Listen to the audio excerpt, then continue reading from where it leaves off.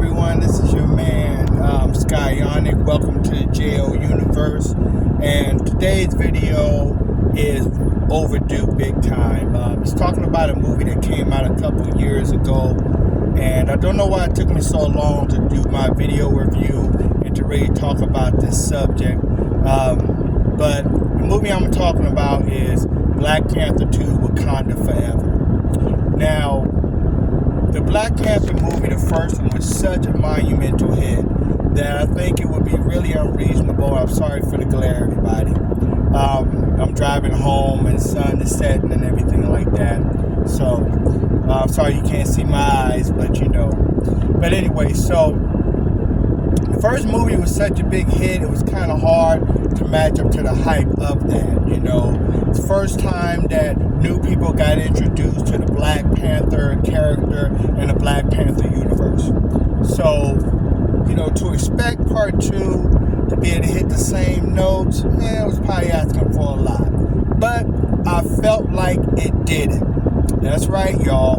I felt like it did it. I don't care what the box office returns were. I think the movie still made some money. I don't think it was as big as, I don't think it made as much money as the first one. But I do believe it did make it did make money, okay? It made money, it wasn't a flop. But I liked Wakanda Forever for a couple reasons. Now, as far as the scale, I feel like Wakanda Forever was on a bigger scale.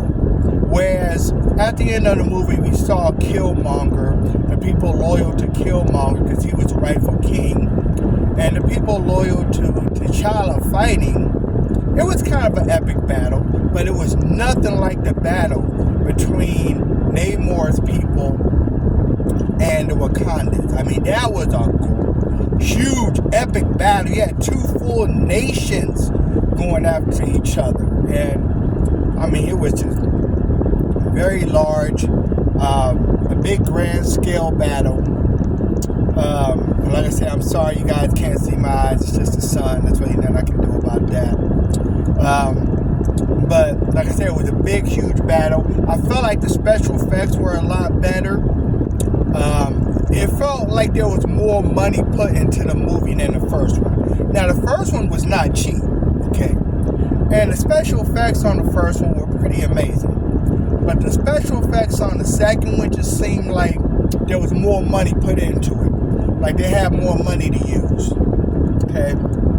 I like the way they honored Chadwick Boseman by not just throwing in another male replacement. They actually let the character die in the movie because the real actor had passed away.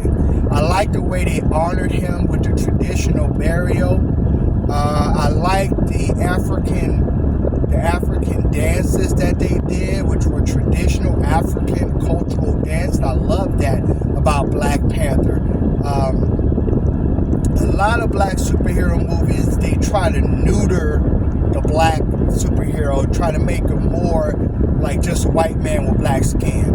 And that's what I loved about the Black Panther movies, was that they made sure that the African culture, the African remnants was in the movies, both of the movies. The African traditions, the African culture, the respect that the African women got. Because in African culture and African American culture, we respect our women very highly. I know a lot of people may say differently because the media and everybody else just want to focus on the deadbeat African American brothers that are out there making babies, not taking care of them, not paying child support. But I'm here to tell you right now that there are more brothers out there taking care of their responsibility, treating their women well, and taking care of their kids. Just so you know, and I say this as a black man, just from the people I've been around, been part of that culture. And I'm not saying that there are not deadbeat African Americans out there. I'm not saying that. But the majority of African Americans, we love our women. We love our black women. We respect our black women. We respect our black mothers and sisters. So that's the majority. I love the fact that that is actually put in these two, that's put into the Black Panther universe. Okay? I love the realism in it too. We know that all these nations have been trying to get their hands on vibranium. Okay? We know that in Black Panther 1, Wakanda came out to the world, letting the world know about their technology, letting the world know about their vibranium. And it's realistic because we know that with T'Challa being gone, of course those other countries, including the U.S., would try to steal it or try to, take it. And that was one of the first things that happened in the movie. But luckily the Wakandans were ready, and they made the nations that sent their men there to try to steal the vibranium, they made the men and the nations look stupid. Okay? So they really showed that even with T'Challa gone, the Queen had it handled. And she even said, don't be thinking, that we're weak because he's gone. We got this, okay? So I really appreciated that. Like I said, I think the movie was great. And one of the things that I do want to talk about is we've had a lot of talk about woke movies. Movies in the Marvel Universe, especially Star Wars movies with Rey, those horrible Star Wars movies. Oh my God, it was horrible, especially the last one. Rise of Skywalker. That movie is so damn bad, it's not even worth taking a shit on. Okay? That was the worst fucking movie they need their ass kicked for making that piece of shit. Okay? I thought Force Awakens Last Jedi and what was the other one? Rise, I can't remember the middle movie, but they were all fucking horrible. But the Rise of Skywalker had to be the worst Star Wars movie ever fucking created. Only good thing about it is that it really let you know how good the prequels were. But anyway, so there's been a lot of talk about wokeness, and there have been some movies in the Marvel that I disagree with. I didn't really see why they were put in there. For example, I loved Doctor Strange, Universe of Madness, I think Madness of the Universe, whatever. I can't remember. But I loved it. I did love it. But one thing I didn't like about it was they showed one of the main characters, female in there, the girl, and they showed she has two parents. But they only show them for 5 seconds. Why? It's like they just had to make a statement. Hey, we're pro-LGBT. Hey, that's cool. I mean, whatever. But you put in there so unnecessarily that it felt disingenuous. It felt like you were just trying to say, look, LGBT, we got something here too. But it wasn't sincere. You didn't bother to really show the relationship of this girl before her parents disappeared. You didn't really, and it would have been good if they would have done a lengthy flashback, just showing, I think they showed like a couple minutes of the girl being happy with her parents, but nothing else really. And if you're going to put the LGBT in there and make that a part of the story, that okay, she has two parents and she was happy with them, to make it real and to make it legit and not just tokenism, then you should have had that expanded out so we can really see more of it. But they didn't. They just threw that in there, just say, hey, us too. And I hate tokenism like that. I hate that when they do it and they put an African American or a white man or a girl or a guy, or they do a gender swap or whatever, but they don't really give that character any substance. It's pretty much, they're just saying, us too, we got one too. And I hate tokenism. But anyway, let's get back to the review. But anyway, so there's been a lot of talk about woke movies. And Marvel has done that in some cases. Most of it, I didn't find no problem with. It made sense. Okay. So, and that's where I say that out of the Marvel movies that I've seen, out of the movies that have been accused of being woke, Black Panther to me is one of the least woke movies out there. Here's why I say that. I've heard critics say, oh, they did a gender swap because they wanted to do the, social justice, SJW, No, idiot. Think about this. We know that the Black Panther persona is connected to the royal family. That's why whoever is king is Black Panther. Okay, that's it. Black Panther's dad was Black Panther. His dad before him, who was king, was Black Panther.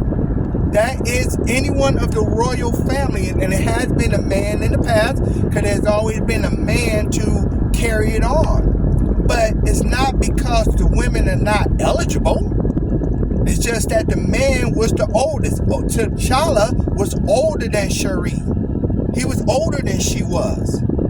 So, of course, he's going to be the Black Panther and be the king because he was older than her. That's no different than how that was done in England and how that was done in the past with other royal families. The oldest, the father dies, the oldest son or daughter takes the throne. Well, in this case, when you take the throne, you have to be the Black Panther. Now, you have to also fight to defend it. Okay, you have to have fight, battle in which your Black Panther powers are taken away, and you have to actually fight, with your normal skill.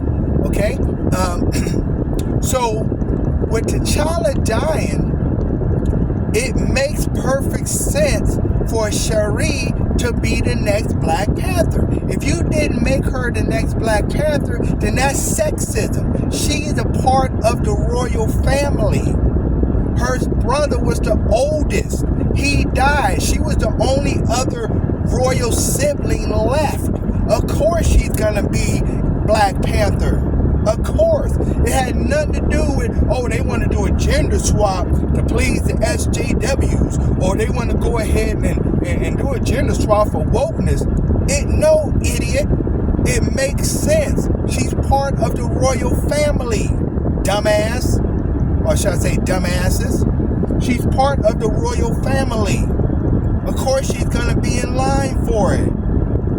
Now, if they didn't do that, they would have had to bring in another male. They would have pretty much act like they would have to bring in another male character and pretend like he's Chadwick Boseman. And they didn't want to disrespect him like that. So they said, no, we're not going to do that. So it's not a woke thing. It's not a social justice thing. It's not a gender swap thing. It's a thing that makes total effing sense if you know anything about royal bloodlines. So that's not woke. There's been some people who say, she didn't fight to the end of the movie. Once again, if you understood the damn movie, you would know why that happened. Killmonger in part 1 destroyed all the flowers. Only reason why Black Panther had powers because I believe it was Shuri or someone took a flower and he was able to use it. But Killmonger destroyed them. He burned the crops. There was no way to create more. And Shuri didn't realize until the end that she could take part of his DNA to make it. And some may say, well, what took her so long? Well, if you notice, throughout the movies, Shuri was kind of busy. Okay? She had to go to the U.S. to find the student that created the armor, the Iron Man armor, the female Iron Man armor. She had to get her. She got kidnapped by Namor. She was there with him for a little while. So she was busy. It's not like she was just sitting in Wakanda, whatever. She was busy, so it makes sense. And you notice she didn't realize until she had a chance to really settle down that she said, wait a minute, let me try to use his genes and see. And once she did, she became Black Panther. Totally natural. Makes total sense. Now, right now I'm going to go into another reason why I feel the movie was the least woke out of Marvel. If anyone remembers Iron Man 2, I believe, when the Black Widow was introduced, right? So they go into, I forgot what happened, they went into a building or whatever, but they were pretty much attacked by these highly trained soldiers. I mean, highly trained martial arts masters, highly trained. And she beat them like they owed her money. That easy. She beat their ass like they stole something from her, okay? And it was cool looking, it was. But it wasn't really realistic. And here's why. I'm going to go through a biology lesson for you people. And all you feminists out there, you're going to hate me, but I don't give a damn. Because I'm going to break out the truth for you. That's right, women. Men are physically stronger than women. Physically, not mentally, not brain-wise. Brain-wise depends on what education you get. You can have a dumbass man, you can have a dumbass woman. They all exist, okay? But physically, men are stronger than women physically. That's the way that God intended. Because men are supposed to be the protectors. Men are supposed to be the hunters, the warriors. The ones that go out there and get the food, bring it home to the woman so she can cook the meal. Okay, that's how it was intended. Now, we know women work. We know women work out. There are women martial artists that will beat the brakes off of a man. I mean, there's women fighters out there that can beat a man's ass like no business, okay? But those are women who are trained, okay? I'm talking about your average man, just regular dude, doesn't work out, doesn't do no martial arts, versus a woman who doesn't work out, doesn't do martial arts. Which one will be physically stronger? The man. The man will be physically stronger. Like I say, I'm not talking about brain power. I'm not talking about mental. None of that. I'm talking about just physical, just physical brain. I mean, not brain. Physical strength. Oh, muscles. You know what I'm saying? That's what I'm talking about. And for women out there that want to say, man, I'm just as strong as a man. No, you're not. Now, if you're in the gym 10 hours a day and you pumping weights and your ass look like a female Arnold Schwarzenegger, then yeah, you probably stronger than the dude who doesn't work out. You probably stronger than the dude who doesn't work out, doesn't do martial arts.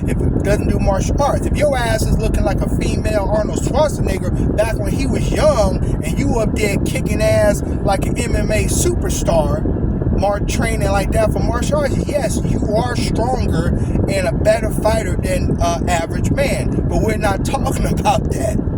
Because if I was to get a man to get as buff as you are, to where he looks like Arnold Schwarzenegger back in the day, he looks like a male version, and he trained just as hard as you, he would be stronger than you. That's what I'm trying to say. Okay? So, when Black Widow fought these guys, right? Look at my voice and shit. But anyway, Black Widow fought these guys. She was not fighting just guys down the street. She was not fighting just plain old, dude. These were highly trained.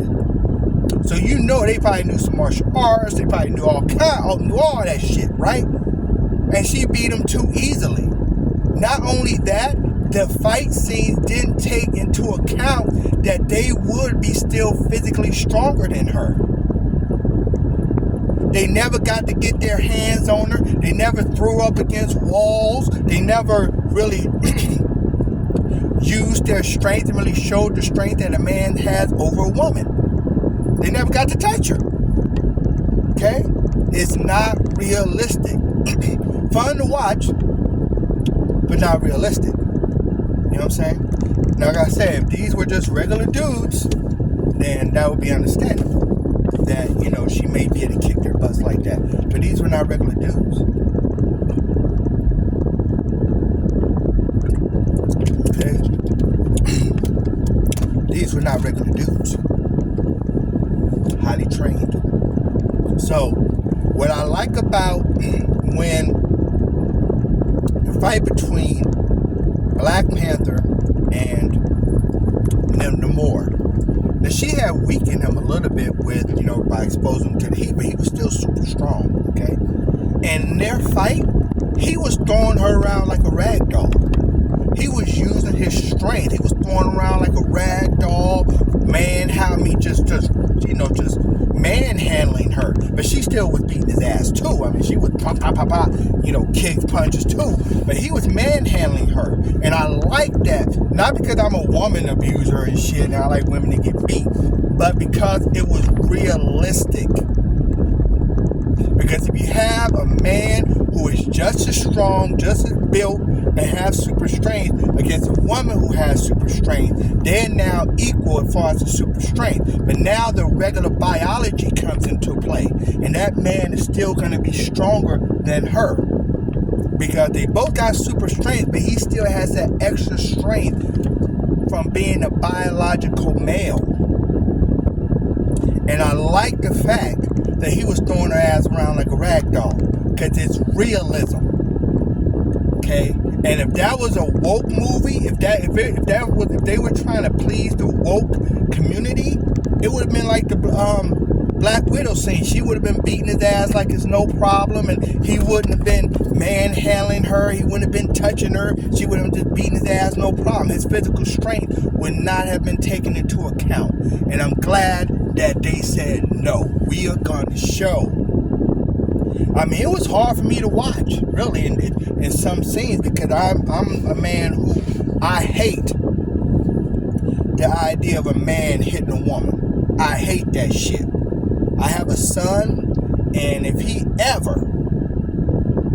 when he gets married, or he has a girlfriend, or anyone, if I ever hear that my son, Seth, if I ever hear that he hit a woman and he's an adult, I will beat his ass myself.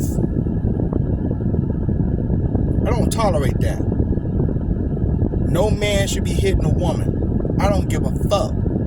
Okay? Alright, if she's attacking you, if you need to kind of push her off you, then what you do is your ass head for the door. She hit you, you head for the door. Cool the fuck off. Give her a call later. And if it's not the first time, leave her. Say, listen, baby, that's the last time you're going to hit me. It's over with. I'm done. I'm going to come with my boys to pack up my shit. We're done. I'm not going to be your punching bag, but I'm not going to hit you back. If it's the first time, you leave the house, we both calm down. Okay? But there's no excuse. Unless she has you down on the ground and she pounding the shit out of you, even then, I want you to defend yourself and do whatever you need to do to get her off you. But once she's off you, your ass get up and you head out the door. Do not attack her. Do not attack her. You are a man. You are stronger. You do not hit a woman.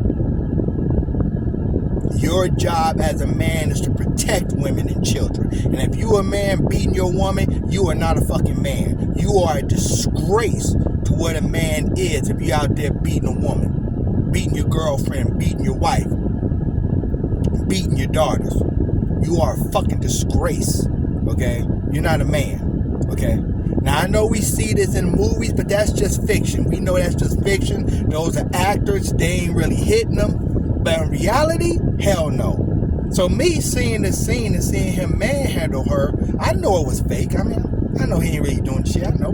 But still, it's hard for me to watch. But at the same time, I like the fact that he put that in there because it's realism. It's realism. And that right there proves that Black Panther, Wakanda Forever, is not a movie that you can really throw on the woke list. You can't really do it. Now, I know there's some people that, shit, you know what they say, if you look for it, you'll find it. There's probably someone that'll try to find something about, oh, well, why was the woman that created the Iron Man suit, why was she a woman? Why not? Iron Man had passed away. The world knew about his technology. And it had already been established that this woman idolized Iron Man.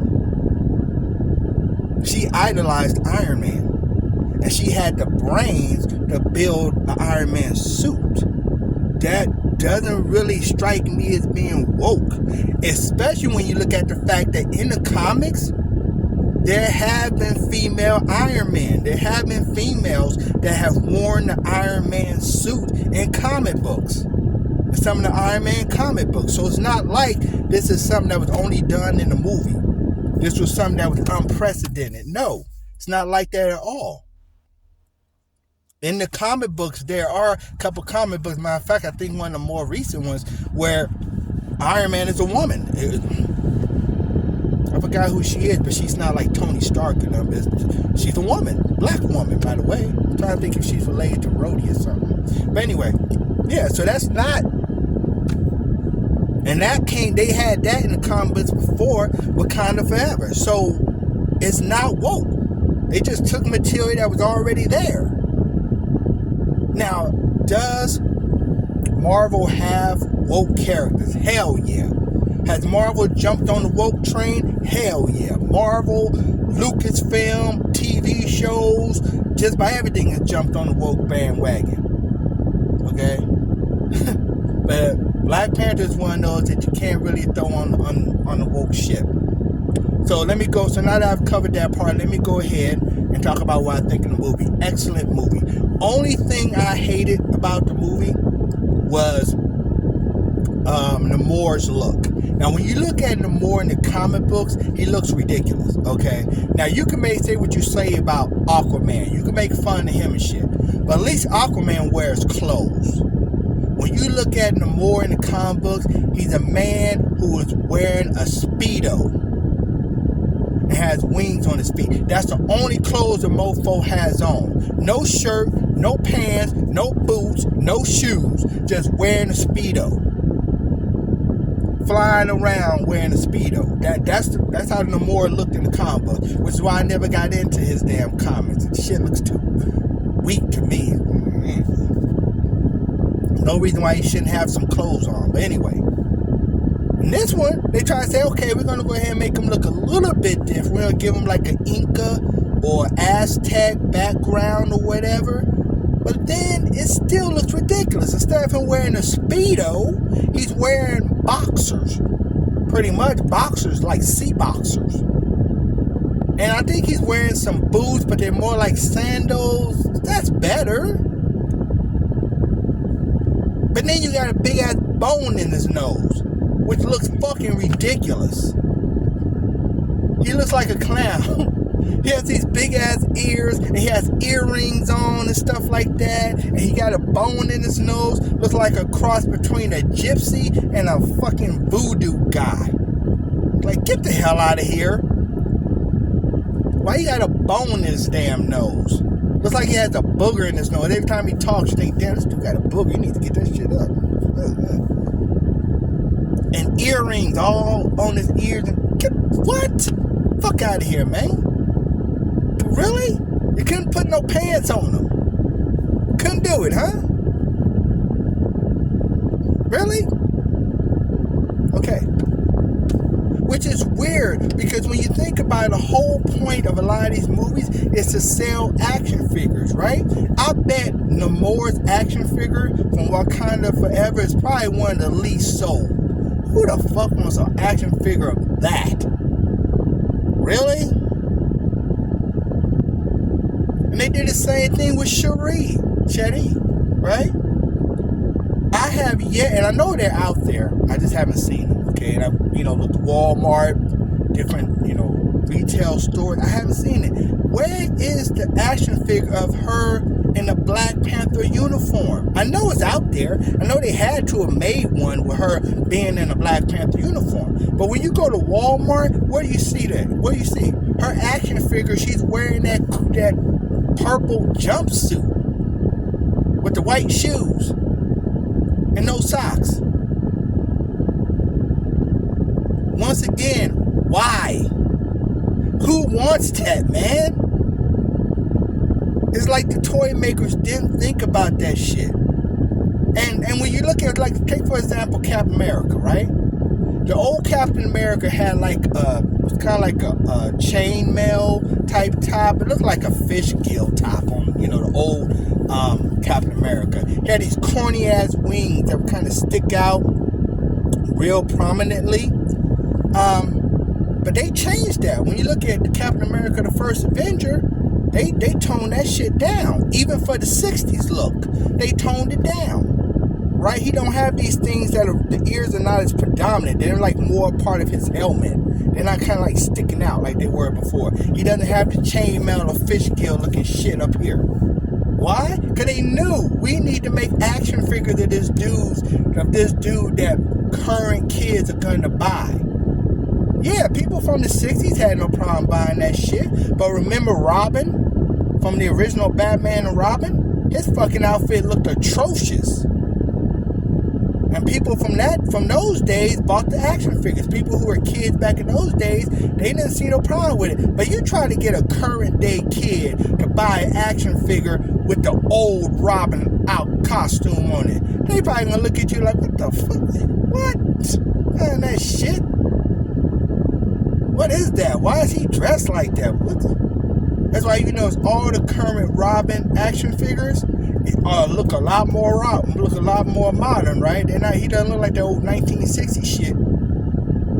All the people buying those are people who were collectors and grew up around that time, but they're not selling that shit at Walmart expecting normal kids to buy because it doesn't look good to kids today. They got the action figures from Wakanda Forever. Cherie in a purple jumpsuit. Namor's ugly ass looking. Yeah, ain't nobody buying those fucking action figures. They should have made his character look a lot better and a little bit more intimidating. He didn't look intimidating. He looked like a fucking joke. He looked like a joke. Compare that to how Aquaman, even when Aquaman, in the Aquaman movie, had the orange and green armor on, he still looked badass. Because he had the muscles, he had the long hair. He looked with a big ass, with a big ass, fucking pitchfork. He looked like he can kick your ass. He looked bad. Jason Momoa, he pulled that shit off. Even when you put on the green and orange outfit, Aquaman looked like he could kick your ass. You look at Namor and you just like, what? Are you a gypsy or a fucking voodoo dude? What are you supposed to be? But you got earrings all in your fucking ear like a fucking gypsy, but you got a big bone in your ass and a big bone in your nose like a voodoo reject. Which one are you? Oh, you're supposed to be the bad guy. Oh, okay. Why don't you go put some clothes on, then I might be afraid of you. Okay. I hated the way he looked. Now, as far as his character, as far as his personality, he awesome. I loved the job that the actor did. I loved it. He was a good villain, personality-wise. Not looks, but personality-wise. He was an awesome villain. Awesome. I loved him as that. He did a good-ass job. I liked the chemistry between him and Cherie. You think maybe in another timeline, maybe they could have been together. It seemed to be like they kind of had a little bit, and that helped him out in the end, which is why she spared his life when she could have fucking throat stabbed his ass. And also why he agreed to say, okay, because of that, and it makes sense. It ties back. You say, why are they showing all these romantic scenes with those two and they're talking and chilling, acting like they friends and shit? Why are they doing all that? It pays off at the end of the movie when they remember the time and the camaraderie they built during that time that she was, in his kingdom. Caused them to call a halt to the battle. So it made sense. So all in all, Wakanda Forever is a great movie. I think it's just as good, if not better than the first. I did miss Chadwick Boseman in there. I did miss him. Only takeaways I would have for it is better look. They should have made Namor look better. They probably should have brought Cherie out as Black Panther a little bit earlier, but I understand. It makes perfect sense with the movie. I totally understand. Makes perfect sense. But they could have brought it out a little bit earlier. And like I say, I miss Chadwick Boseman, but that was it. Oh, another thing that really proves this movie isn't woke and it totally understands biology. So, we know that for anyone to be Black Panther, they have to challenge the Black Panther, right? And if they get it, they get to be the king and become Black Panther. Now, it has been men versus men because the challenger is usually very powerful, very powerful, rough warrior. Okay, so you have T'Challa who was defending it because he was a tough, rough warrior. Okay. Now, this is why I say they really didn't go woke. Because if they would have been woke, they would have had Suri fighting some big, super powerful dude with no Black Panther abilities. Remember, when they fight for this, they take the Black Panther abilities out, and you just fight with what you got. And realistically, she wouldn't be able to handle a fight against a male competitor, because we saw what type of male competitors come to challenge Black Panther. Remember Bakhtu, who became a friend, he is pretty powerful. He was really giving T'Challa a go. Okay? Imagine him fighting Suri. It wouldn't have been the challenge. She would have got, realistically, in the real world, she would have got handled. And I like that in this movie, they said, no, she chooses a male to fight for her because that's more realistic. They could have easily went the woke route and said, we're going to go and have her fight and she beats the dude up. No. Like I said, it wouldn't have been a fair fight because she wouldn't have had the Black Panther abilities. This guy would have been much stronger physically, plus he would have been extra trained to take the throne. These are tough trained dudes because they know who they have to face. So even if she knew a little martial arts, he probably still would have had the advantage with him being a strong, powerful competitor, and she would have lost. So I like the fact that they didn't go the woke route, and they said, let's be real about this. Let's acknowledge, and they did that, and I like that. They had Bakhtu fight for her, which totally makes sense because that can be done according to the rules. But I like the fact that they did that. Little touch really impressed me and really made me feel like they were not going woke with this movie. So I would give Black Panther top recommendations. I know it's been out already for like a couple years, so everybody already got it. But I'm just letting you know my opinion, even though it's late. The Black Panther Wakanda Forever is an awesome movie and definitely cannot be thrown on the woke bus. This is your man Skyonic, and I'm out.